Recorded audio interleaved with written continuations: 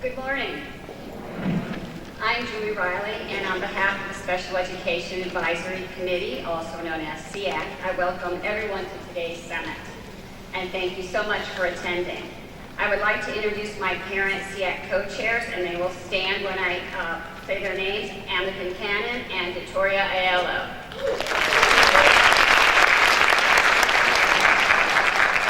I am just so happy to see so many parents here today. As I think we've mentioned, it's been a record-breaking attendance, and this annual event is a wonderful opportunity and resource for parents to connect and to receive information and resources and about community services. The breakout sessions and the resource fair provide just a terrific opportunity for parents to learn, gather information, and to talk to each other. And I can't overestimate the communication piece. In fact, SEAC this year enhanced our communication piece. SEAC meets the fourth Thursday of every month in Carver, and we have childcare, so I want to say that. And each month we have a topic or two relevant to the special education community. But this year, in addition to our public comments, which is another part of our communication piece, we have formalized the parent-to-parent networking component of the event. This is so we don't have to talk out in the cold in the parking lot as we used to do for many years with parents. The meeting details for SEAC are on the SEAC page on the MCPS website, and you can also link there to the emails of the co-chairs if you have specific questions, concerns, or requests for information. MCCPTA is also a valuable part of the parent communication piece, and I would like to recognize and thank Jean Taylor. Please stand, Jean. Jean is the chair of the MCCPTA Special Education Committee and my captain on MCCPTA. Jean is also a strong voice for students with special needs and their families and has for years been an invaluable resource for parents.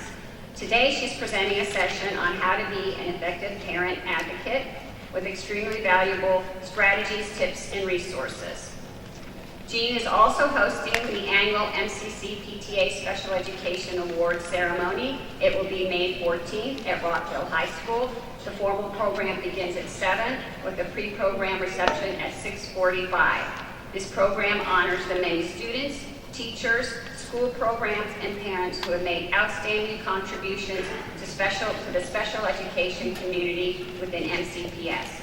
And this year, I'm also so happy to share that SEAC co-chair Victoria Aiello will be receiving an Outstanding Parent Award, and believe me, she is truly outstanding.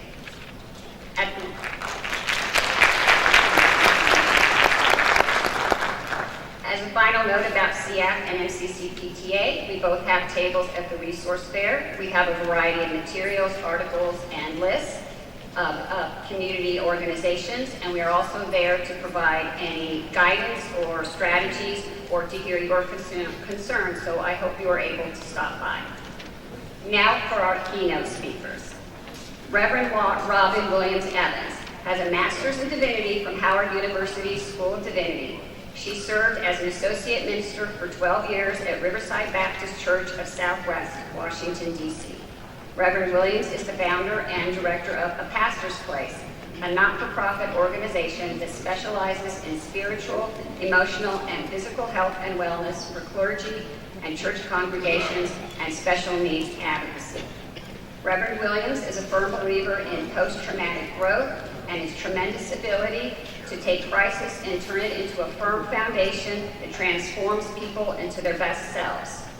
She is also the mother of a son with special needs and the recent recipient of the ARC of Montgomery County's Advocate of the Year Award. She wrote the award-winning bestseller, How to Live a Happy Life with a Special Needs Child, and currently lives in Maryland with her husband and our other keynote speaker, Dr. Wayne Evans. Dr. Evans is a psychologist and founder of Practical Alternatives, which provides emotional-centered psychological and consultation services. Dr. Evans uses therapy as a tool for helping individuals discover new ways to resolve old problems. His motto is, change begins with a choice. Dr. Evans is also a gifted motivational speaker who has conducted numerous workshops and seminars dealing with depression, anxiety, grief recovery, and post-traumatic growth. Dr. Evans and Reverend Evans have been married for 13 years.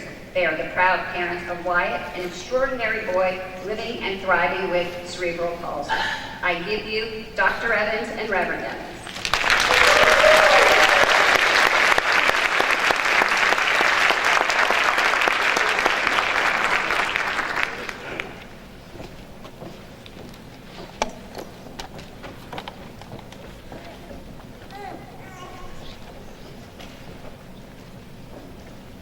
Good morning.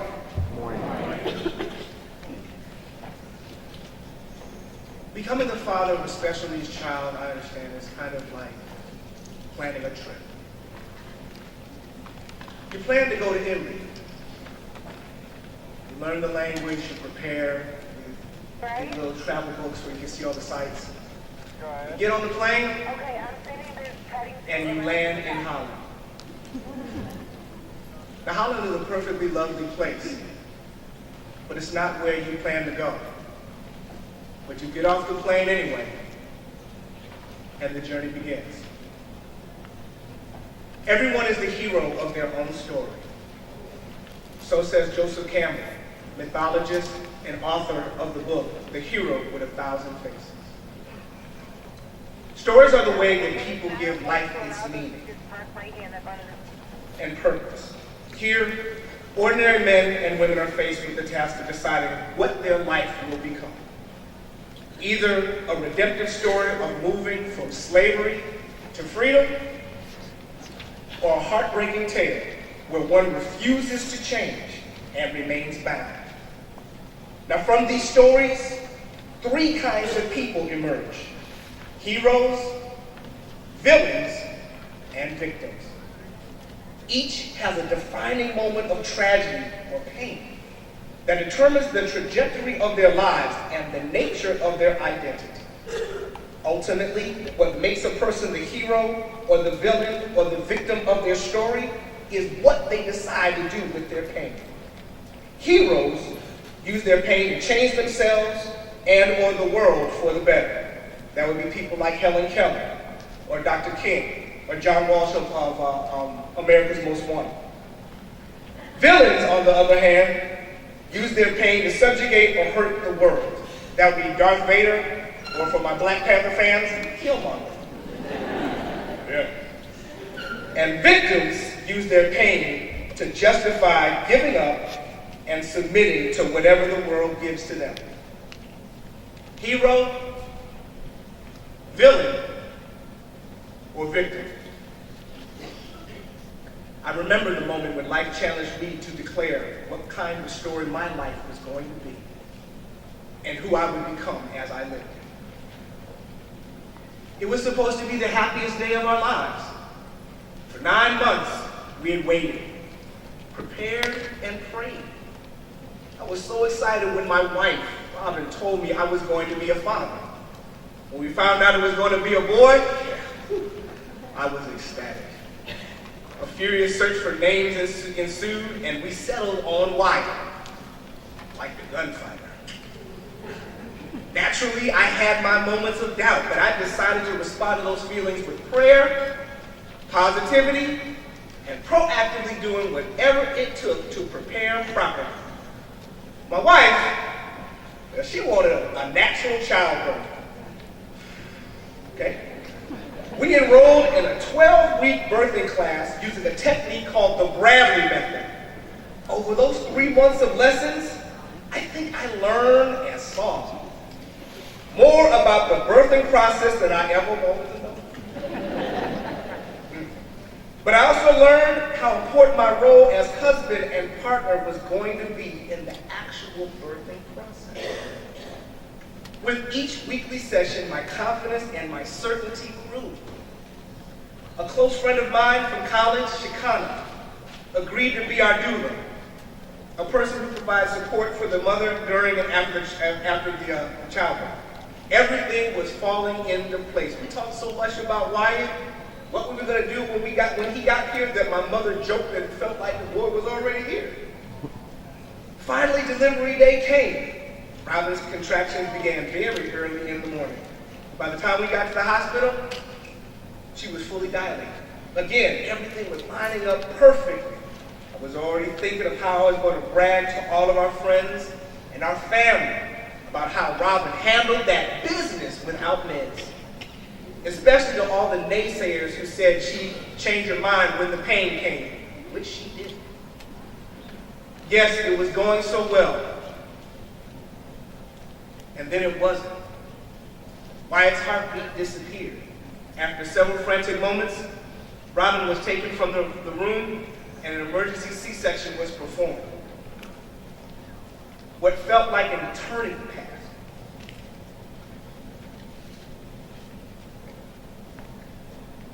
Shekinah and I waited. Finally, the doctors came in and told us that Robin was fine, but the baby had been without oxygen for 17 minutes and wasn't doing well. A tsunami of grief and terror and uncertainty threatened to overwhelm me. This was the worst thing that could have happened. Would Wyatt survive? Would he be okay? What were we going to do now? Ultimately, Wyatt did survive. And he came home 5 weeks later, right before Mother's Day. Unfortunately, he did not emerge from this experience unscathed. He now struggles with a variety of medical issues, including cerebral palsy.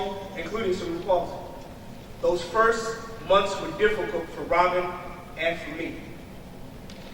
All of the demands of new parenthood had increased exponentially, while many of the precious first joys had been stripped away. Our earliest moments as parents were not marked by happy congratulations from family or endless picture taking of our new baby. Instead, we were ushered into parenthood through a veil of tears and terror. Uncertainty and sorrow were our constant companions. For me, this was uncharted territory.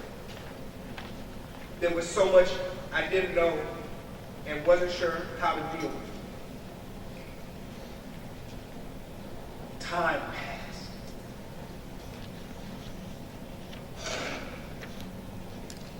My grieving became complicated. The initial relief and gratitude that I had felt had soured into an abiding sense of bitterness. Life with Wyatt at times for me was like living with a ghost. A whispered promise that had been made but not kept. At first, we could pretend like nothing had happened.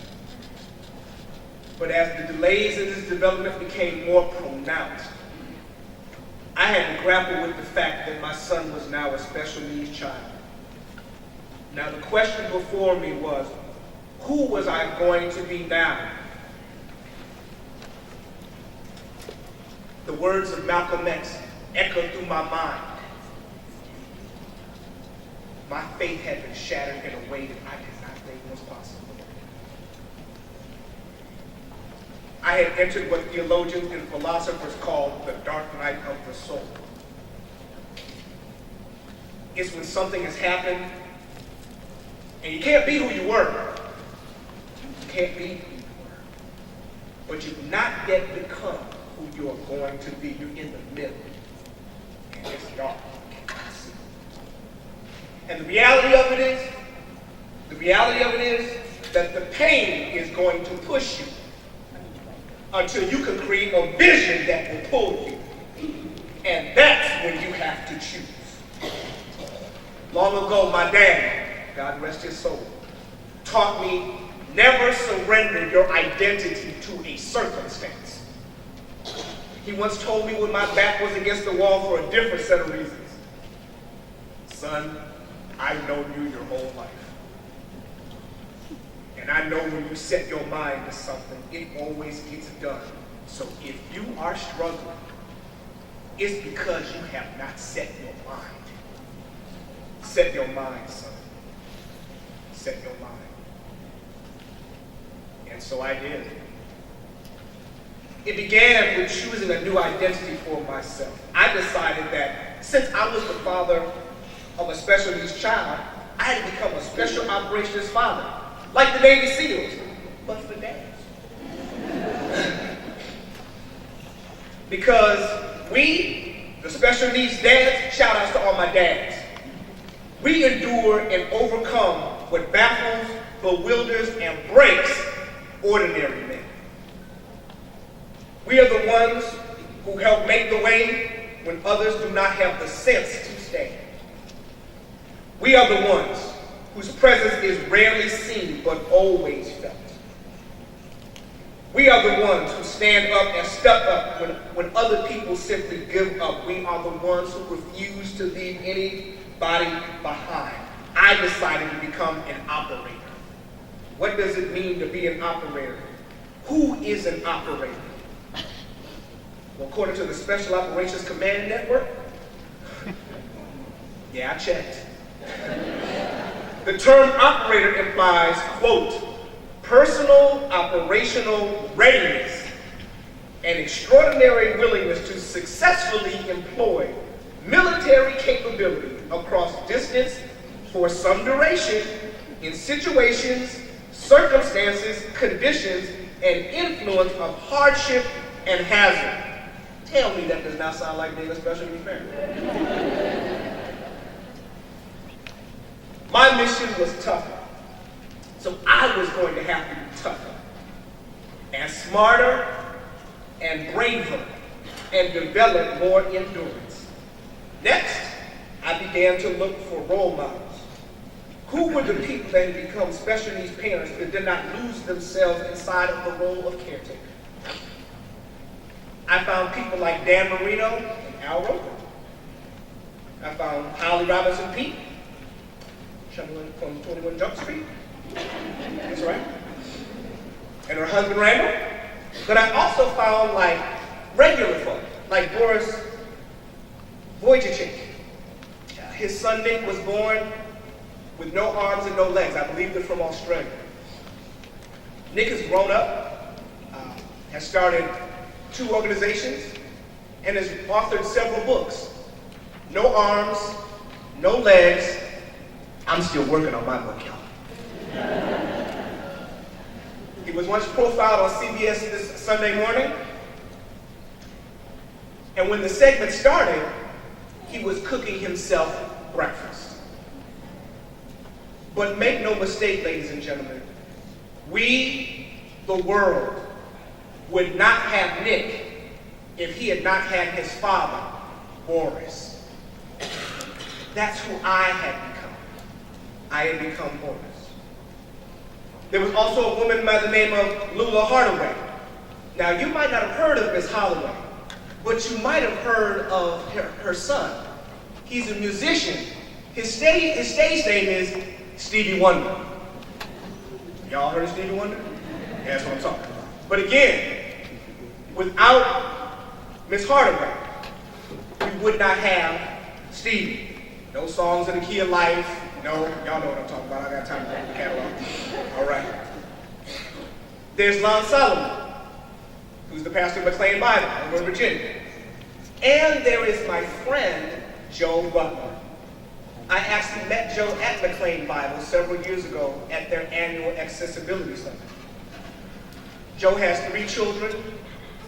His son has cerebral palsy and is on the autism spectrum, and he has 2 typically developing daughters.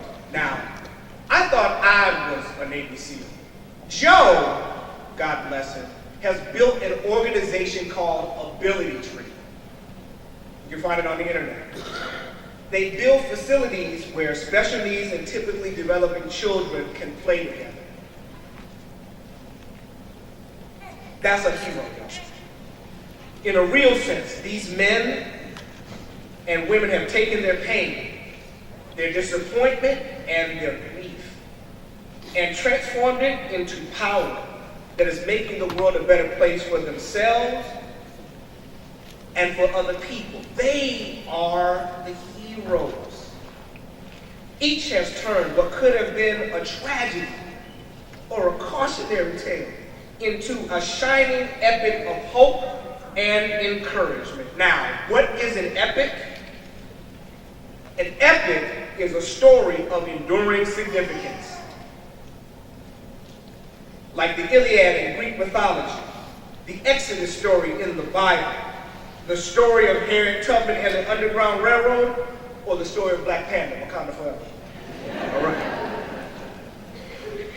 And now for me and Robin, it's about helping people grow out of their adversity and into their destiny and into their victory. A life that can be filled with laughter and love, happiness and hope, joy and peace. And so, with no further ado, I'd like to introduce to you one of my heroes, my own personal Wonder Woman, Robin Williams Evans.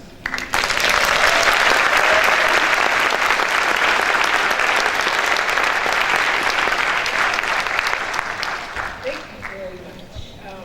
Just to kind of continue the story that Wayne started, I wanted to emphasize the 17 minutes that Wyatt went without oxygen. And just to put things in perspective, when an adult goes without oxygen for 15 minutes, they call time of death. But for a baby, because the brain is plastic, it's pliable, they work a little bit longer. So I always like to say his reset button got hit, and we were sub-zero.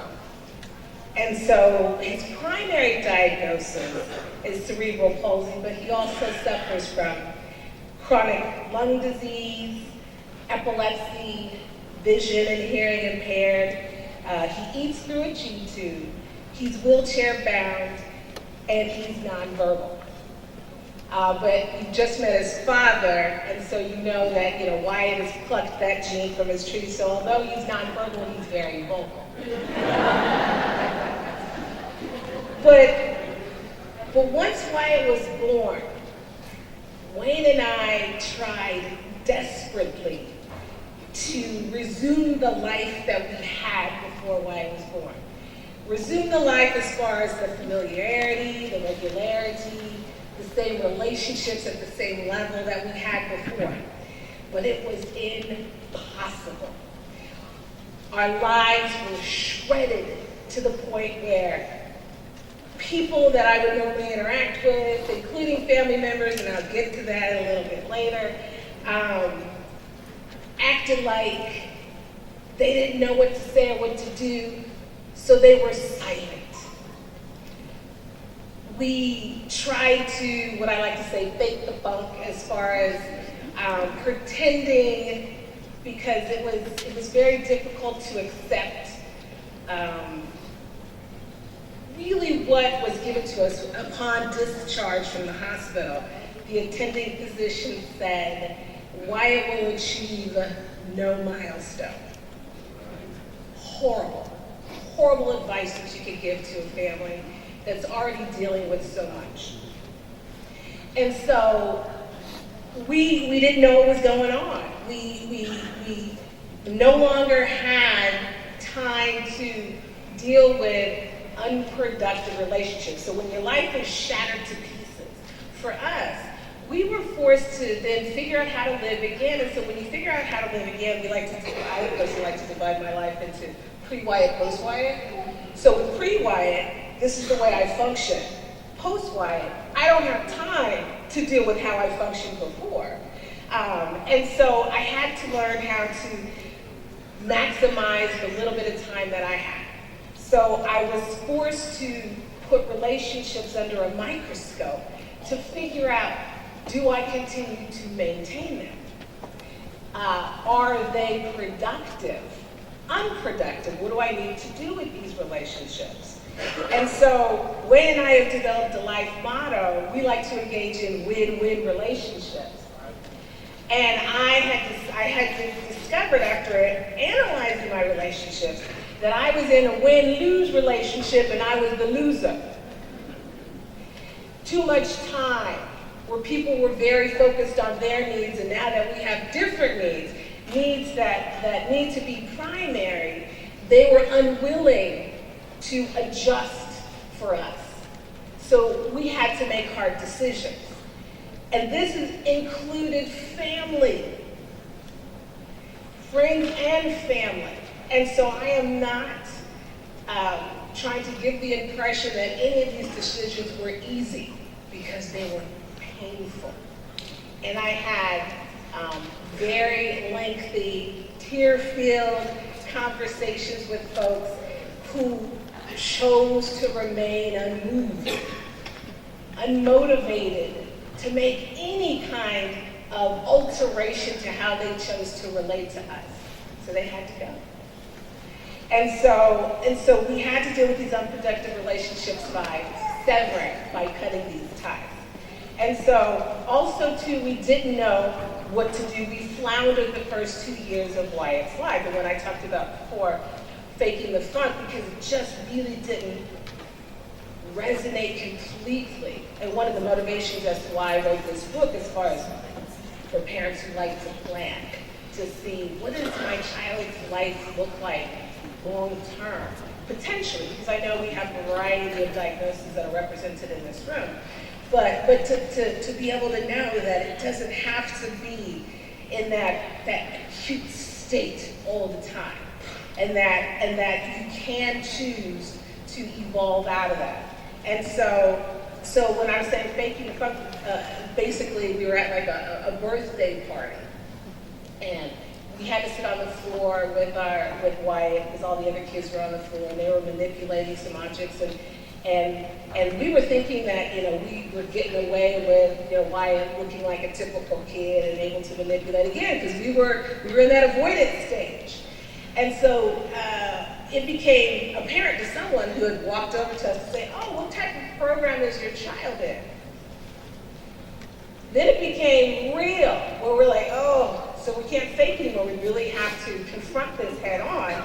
And so that's when we started to make a change. We were tired of being unhappy.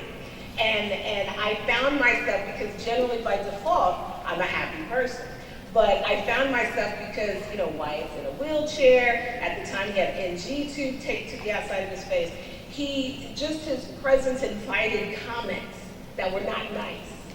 And so an experience of that is when we were we'd gone to a hospital for an outpatient appointment, and we were all in the elevator, and Wyatt suffers from stridor, which is like a really, heavy kind of breathing. And so when the elevator doors closed, everybody was quiet, all of a sudden you're breathing. And so I could see everybody looking around trying to figure out who was making that noise, and I had Wyatt in a little carrier that I had on my arm, and all the heads kind of looked down like this, and I was like, oh man, and embarrassed about it, and so no one said anything. So we all left the elevator, come back, and I happened to run back into one of the couples, an older couple that was in the elevator at the same time that we were. And they were leaving the same time. They turned around and saw us come out the elevator. They turned around and come back, and they said, "Oh, can we ask, what's wrong with your child?" Exactly. So that's what kept me in the house all the time, but I got tired of allowing life to dictate things where I could not be the person who I was born to be. So Wade and I decided that we had to reclaim our happiness. And trust me, happiness just doesn't knock on your door and says, "Here I am." You have to work for it. And just because you're happy today doesn't mean that tomorrow you're going to be happy. So you have to be deliberate about decisions and to put a plan in place as far as how to A, find happiness again, and B, to stay there. And during our breakout session, we're going to go into more details. But some of the things that we talked about is we had to create a cohesive care team. And that included doctors, school staff, daycare staff. These were all people that were extremely critical and essential in our lives, and we had to keep everybody communicating. So when you go to your doctor's appointments, and I talked about that in the book too, get email addresses. You will be amazed how responsive folks will be. And so once you get everybody on the same page, you sign all the appropriate forms to get people communicating, then that's when folks will ask me questions, they give me the technical terms, I converted to lay speak, I then communicated, and then they're like, well, what? And then I gotta go back, and so put them in contact with each other, and that way you create a very clear communication path. Also too, I highly recommend as far as trying to get to happiness is find friends that also have special needs children, right here. I have a bunch of friends that I have met along the journey that are in the audience now that I love dearly. I wasn't looking to make friends necessarily because the way that I interacted with life in the beginning is my head was down and I didn't make eye contact with people because as soon as I did, they thought that was an invitation to say or ask me crazy things about my child. And so I would meet people who were willing to step out and speak to me. And then when you have these other friends with special needs children, you can get together with them and there's no questions asked. Their kids could be bouncing off the walls or eating carpet or doing whatever, and we don't say anything about it. Because we know and understand. That's the best kind of friend. Best kind of friend that you can have. That you can totally let your hair down and not be embarrassed about your child's behavior. Also, too, they can be valuable as far as recommendations. One of the moms in the audience, Michelle, we're going to be at the same middle school next year. But she taught us, she gave me all kinds of information about handicapped vans, accessible vans. She had 2. So she was able to educate me about getting one for us. About dentists, if you haven't ventured out yet, not all dentists take special needs children or adults. So, people can swap all kinds of information. So friends that have special needs kids are valuable. Swap numbers before you leave today. And also, too, just efforts to finding some happiness is that we found resources. And again, another reason why I wrote this book, there's no one place, and this is what I quickly discovered after Wyatt was born, is that I could not find one central location that had a good variety of information collected in the beginning. At the hospital, the social worker was very good about directing me to different places, but it only gave me this much information. Then when we became affiliated with ER, then they had another pocket of information. So in the back of the book, I list resources. I'm not saying this is the end-all be-all, and it's a growing list, but at least it'll get you started or make you more familiar with things that you might not have been familiar with before. So resources. And then also, during this time, as far as our journey to happiness, I was able to reconnect with my husband. In the beginning, we became roommates because we were so focused on Wyatt's care. And the divorce rate among typical, couples with typical children, according to the American Psychological Association, is 50%. Within the special needs community, it is higher, much higher. So when you become roommates and stay roommates, most likely it will probably end up in divorce. And so you have to, just like with happiness, you cannot just let life dictate how the way you're relating to your significant other. You have to be proactive. My husband is a psychologist. We couldn't fix ourselves. We got into therapy.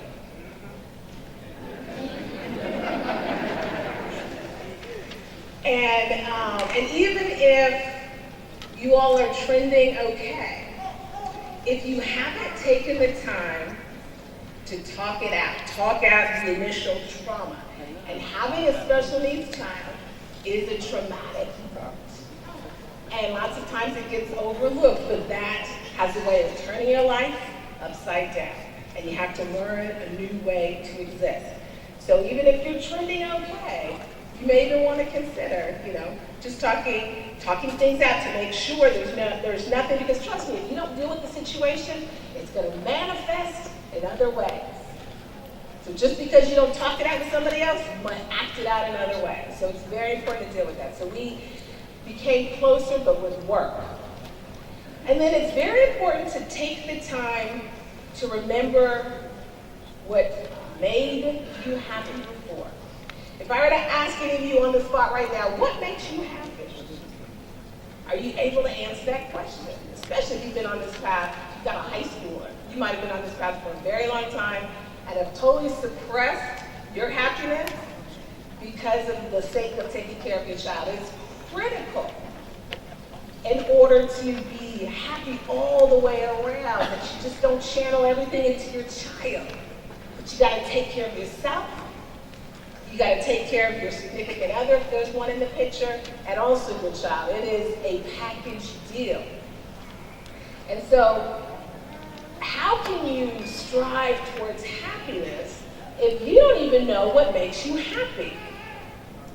So it is absolutely critical to discover that. And so, you know, it's also important too that once you discover what makes you happy, that you are very deliberate about scheduling that. We talk a little bit more about that in our session. But, and also too, this might sound incredibly strange, but I am happier now than I ever was before Wyatt was born. I am happier now, I know it sounds strange, than I ever was before Wyatt was born, despite all of the complexities of his care. And the reason being is because of the struggles that my husband and I and me independently have fought through that has allowed me to become my authentic self through the support and love of my husband on this path, meeting the friends that I just talked about, that I met, that special needs parents that are in this room would have never met them had it not been for this path. Would have never met the NCPS staff that I've worked with, never met the fantastic principal that we have at Wyatt School, because he probably wouldn't have been at that school because that's not our home school. Because of the work that I did with my husband in the therapist's office to get closer to one another, probably would not have been motivated to do that had we been trending along okay. It's trauma that will make you look hard things in the face and make changes. And then once you build that foundation and that platform, then you set your trajectory much higher than what it possibly could have been had you just been trending along normally. And so what I'm explaining is actually a field of study that's been around over 20 years, and it's called post-traumatic growth. Anybody heard of that before? Okay, a couple people. With post-traumatic growth, I discovered it reading a wheelchair magazine. And in the wheelchair magazine, there were 6 or 7 people that were profiled. They all were able-bodied people before an accident. And then after the accident, they all became wheelchair-bound. And the interviewer was asking them about their lives pre and post the event. And all of them talked about their lives being better in spite of not being able to get around. And they also had similar circumstances about their lives being changed and how it's for the better and how they were able to get rid of excess, whether it be people or just with lives, just as far as activities they were engaging in that were not as productive.